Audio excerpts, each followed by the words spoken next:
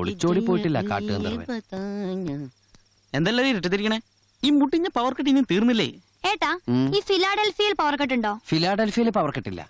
അവിടുന്ന് 1300 കിലോമീറ്റർ പ്ലെയിനിൽ സഞ്ചരിച്ചാൽ സാൻ ഫ്രാൻസിസ്കോയിൽ അവിടെയാണ് എപ്പോഴും പവർ കട്ട്.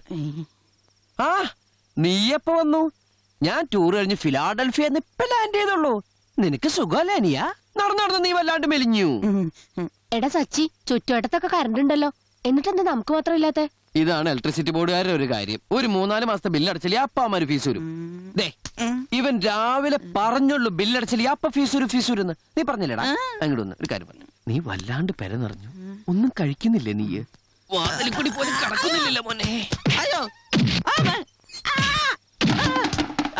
എന്താടാ സച്ചി? ഇരുട്ടോണ്ട് ഞാൻ പല ഓട്ടകൾ ഇതാണ് ഏട്ടാ ഇരുട്ടടി എന്ന് പറഞ്ഞ? അല്ല മോളെ, അത് ലൈറ്റ് ഇട്ട് അടിക്കണ ഇരുട്ടടി എന്ന് പറയാ. നീ ആരാടോ? 2 കാര്യങ്ങൾ ഓർമ്മിപ്പിക്കാനാ ചേട്ടൻ മോന്റെ കൂമ്പിനിട്ടപ്പോ തന്നത്. 1, നാളെ വൈകുന്നേരം ഏട്ടൻ വീട്ടിൽ വരുമ്പോഴേക്കും ഇവിടെ കറണ്ട് ഉണ്ടാവണം.